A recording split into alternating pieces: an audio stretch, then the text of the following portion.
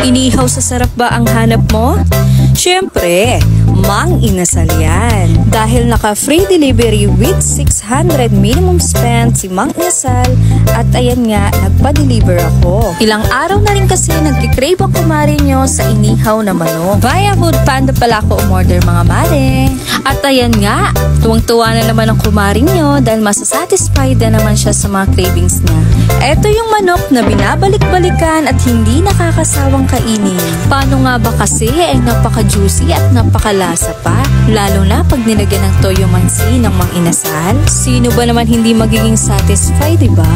Siyempre, hindi na natin patatagalin at atin nang kakainin. Naglagay na nga din pala ako dyan ng chicken oil mga mare. At ito na nga ang exciting part. O diba, unang subo, ang laki ng kagat. Mapabata man o matanda, favorite talaga nila ang Mang Inasal.